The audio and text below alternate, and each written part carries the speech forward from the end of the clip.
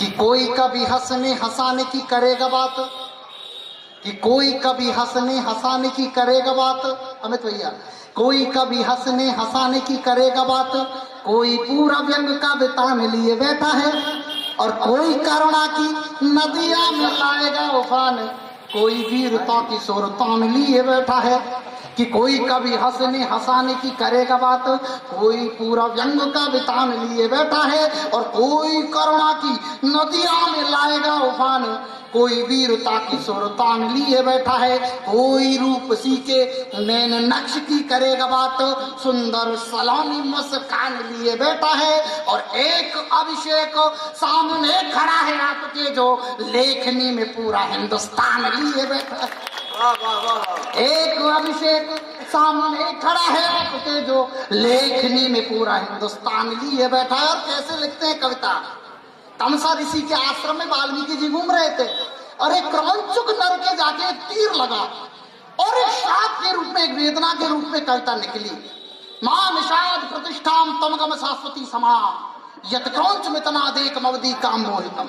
हम उस संस्कृति से कविता निकाली जहां गीता में भगवान श्री कृष्ण कहते हैं कि सर्वधर्मान परित्यज्य मामेकम शरणं व्रज अहम तो सर्व पापेभ्यो मोक्षयिष्यामि मा शुचः। तुम सब धर्मों को छोड़ के आ जाओ, सब संप्रदायों को छोड़ के आ जाओ, तुम ब्रज में मेरी शरण में आ जाओ, मैं तुम्हें सब पापों से मुक्त कर दूंगा और मोक्ष दूंगा। हम उस संस्कृति में पले हैं साहब कि यदि तुम लिखोगे श्रृंगार रस पूर्ण काव्य तो रूपसी के नयनों में घुलना पड़ेगा ही, कि यदि तुम लिखोगे श्रृंगार रस पूर्ण काव्य तो रूपसी के नयनों में घुलना पड़ेगा ही, और यदि करुणा और वेदना पे लेखनी चलाई तो गर्म अनुभूतियों में जलना पड़ेगा ही, यदि करुणा और वेदना पे लेखनी चलाई तो गर्म अनुभूतियों में जलना पड़ेगा ही, यदि चुटकुले और जुमले बनाओगे तो छोटी छोटी बातों पे मचलना पड़ेगा ही, और यदि अभिषेक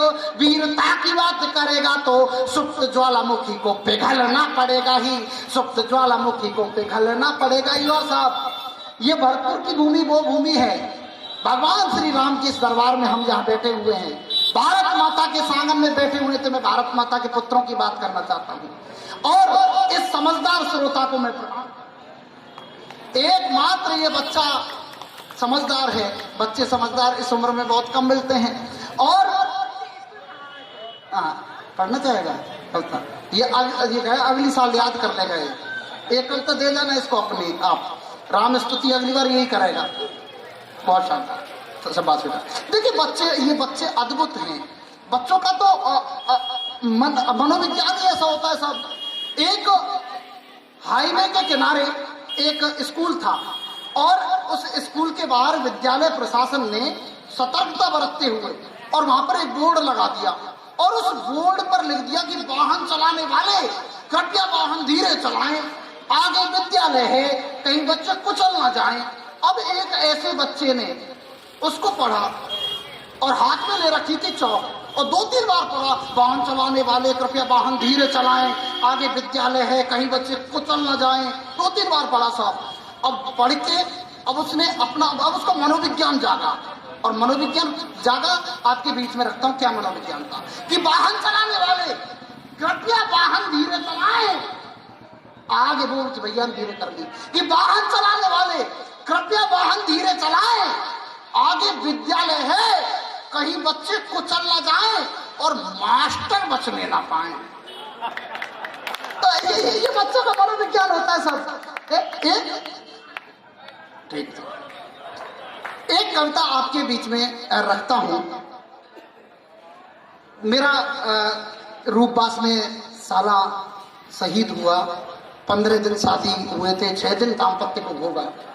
सौरभ कटारा मेरा साला लगता था, और वो शहीद हुआ। तब मैंने कुछ पंक्तियां लिखी, रोनक रोनक झुन रोनक रोनक झुन, पायल की आवाज सुनी हमने, बर्फीली घाटी में घायल की आवाज सुनी, अपने घर पर सजी दुल्हन को छोड़ के सरहद आया जो, काजल बिंदिया चूड़ी चुटकी छोड़ के सरहद आया जो, उसको बातें रातें मधुरिन प्यारी याद रही होंगी, छोटे छोटे बच्चों की किलकारी याद रही होंगी, बहरा के पर्दों से उसकी छाती फट जाती होगी, काल चक्र रुक जाता होगा, धरती कट जाती होगी। अरे उन असहायों को हाथों से रोटी कौन खिलाएगा? बूढ़े वो माँ बाप भरोसे किसके छोड़ के जाएगा? बूढ़े वो माँ बाप भरोसे किसके छोड़ के जाएगा?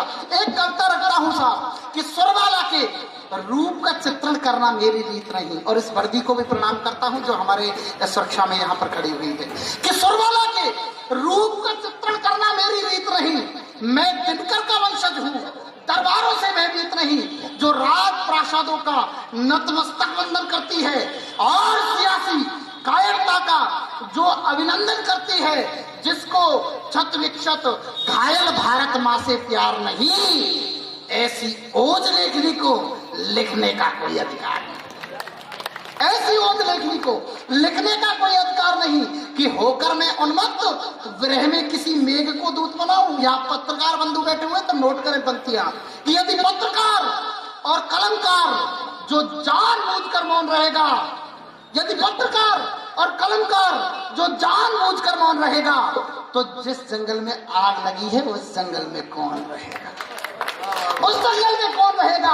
अरे पहचान नहीं पाए तुम इसको, पहचान नहीं पाए तुम इसको। ये भारत की वो माटी है, शीश काट थाली में रखना इस माटी की परिपाटी है।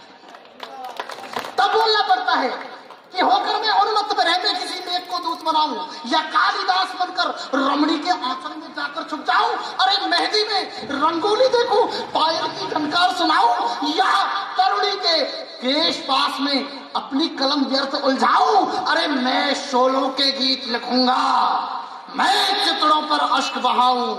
जब भारत माता घायल है तो कैसे गीत खुशी के गाऊं? जब भारत माता घायल है तो कैसे गीत खुशी के गाऊं? तरुणी के तन की तरुणाई मैं भी तो गा सकता हूं।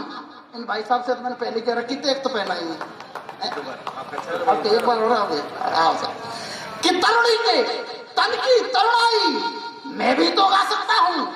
चंचल आंगन में अंगड़ाई मैं भी तो ला सकता हूं। राजमहल के गौरव गाना शायद मुझको भी आता है। वृंदावन से नोट कमाना, आदरणीय वृंदावन से नोट कमाना शायद मुझको भी आता है, पर दुश्मन की किसी चुनौती के संदेश देश को आ जाए और मातृभूमि के आंचल पर संकट के बादल छा जाए, आतंकी घर में आकर के आतंकी आग लगा जाए, अरे फिर गीतों में नगर वधु की कथा नहीं कह सकता हूँ। मैं सिंह पुत्र हूँ, चूहा बनकर